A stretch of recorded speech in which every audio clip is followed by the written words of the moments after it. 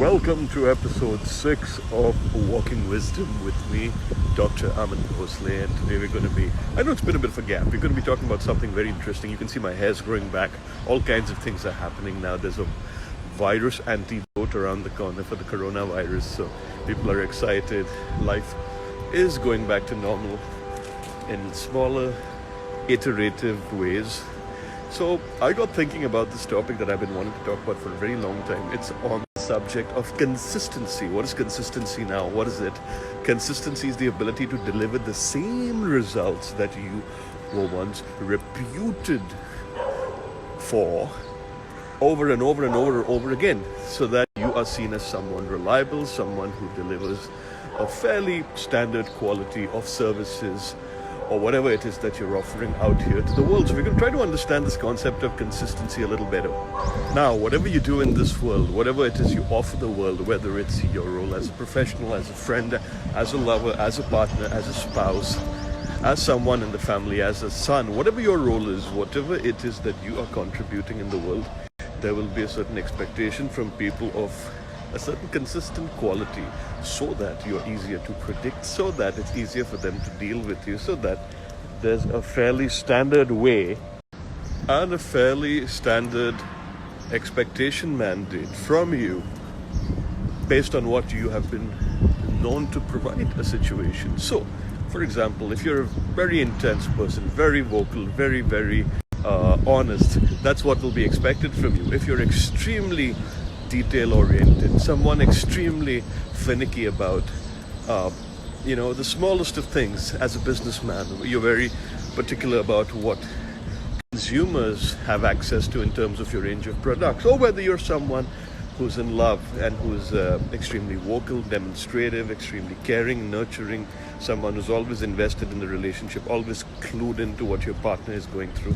Whatever it is you offer, the expectation will be that you will continue to offer it over a sustained period of time without being fickle, without making excuses, without being extremely antsy about it, saying, oh no, I'm done with providing good quality, or I'm done with trying to impress you, or I'm done with adhering to these so-called ridiculous standards. So the expectation from you is for you to be consistent, which means that if you cook a certain dish, every time you make it, it'll taste as good, which means if you make sense in general, you have a larger likelihood of making sense, being reasonable, being rational, being logical, being extremely systematic as well over a sustained period of time, whatever the challenges are. So the thing is, consistency is not just a social expectation, but also it starts weighing down on you as an individual, because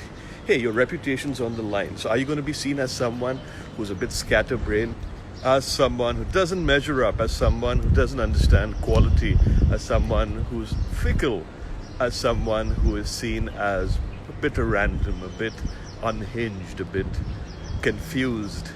How are you being seen?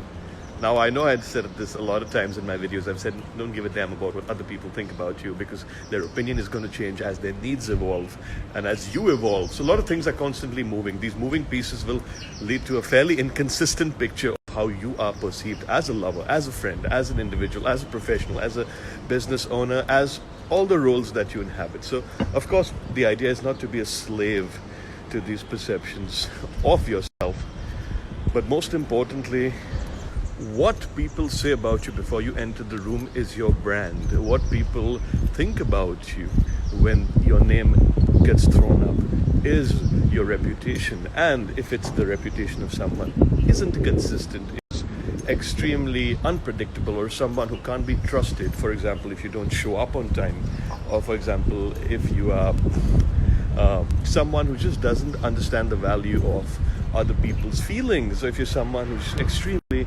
narcissistic, well, there's a consistency to that too. Some may argue that you're consistently mean-spirited, or you're consistently childish, or you're consistently only putting yourself first without understanding that there are other people who have needs who are important and who'd like to have those needs addressed. There's a consistency in that too. And funnily enough, even if you are consistently nasty to someone, there's a certain degree of comfort that is sought in that, which is what makes this topic of consistency so damn interesting to discuss. So while there are certain benefits of being consistent, for being predictable, for people to be able to benchmark what to expect from you, while there's certain comfort in that, it's also important to constantly revitalize yourself and sort of re-engineer and sort of reevaluate the way in which you work, the way in which you interact with other human beings, the way in which you think. And I think that boils down to the entire process of evolution. Like, how have you evolved? Ask yourself, how would you speak to your 5-year-old self?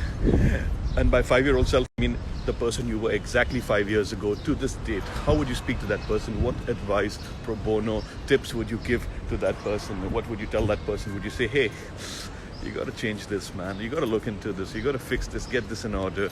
Or you got to measure your success slightly differently. What are you going to say to that person from 5 years ago? Like a bit of a time jump.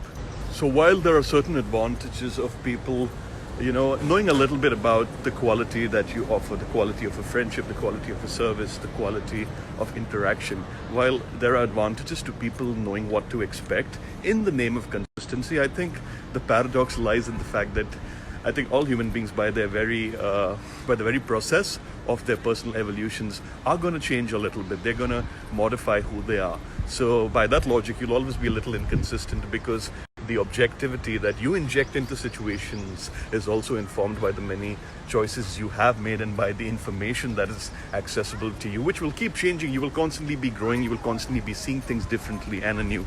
So it's very important to understand that while being consistent is the key to being successful or being appreciated in the larger universe, a little inconsistency where you challenge yourself and change who you are and what you represent and what you stand for is also necessary for you to evolve. There are certain standards that are ascribed to the kind of work you do, to the kind of person you are. If there are certain goals that you'd like to achieve, if there are certain milestones that you've already achieved and you'd like to continue in the same vein, or if you're the kind of person whose entire existence, professional, personal, social, marital, and relational, is hinged on the fact that you do certain things really well or you do certain things really poorly, understand that if these situations are true, then yes, the consistency debate applies to you, it applies to everyone. Because I think it's important to understand that not everyone in this world has the time to really get to know you, understand your life journey, what pain you've been through, what opportunities you've been privy to. How do you pronounce that damn word? What is it? What does it mean? Consistency of a batter? I'm making a bloody cake? What the hell? But when I talk about consistency, I'm talking about the ability to replicate results, the ability to replicate past successes, your best hits, and people say, hey, she still got it, he still got it. Again, as I said, what they say is going to change because you're going to change, your life's going to change, everything's going to change.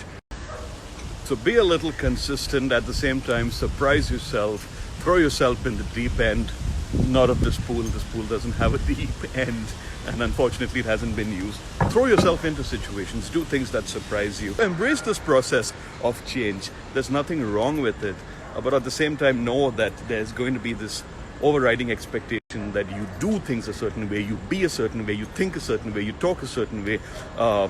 And that is because consistency is an expectation in society. So are you willing to look at that, or do you not give a damn? Do you say, to hell with what people think, to hell with what my previous reputation is, whatever it is you are thinking, whatever school of thought you subscribe to. Understand you're going to have to be consistent with that too, as far as the world is concerned. But hey, as I said, a complete U-turn can be made because no one's really holding you to these things in a court of law. Of course, people will say, oh, he's a bit quirky, he's a bit unpredictable, he's a bit random, he's a bit skittish. And then that can become a consistent reputation as well. So really the choice is yours. There is no right or wrong way. There is no good or bad way. So what works for your life? What works for your schedule? What works for your reputation? What works for your peace of mind? What works for you? What works out for you? That's important as you try to understand this entire thing about how do I be more consistent?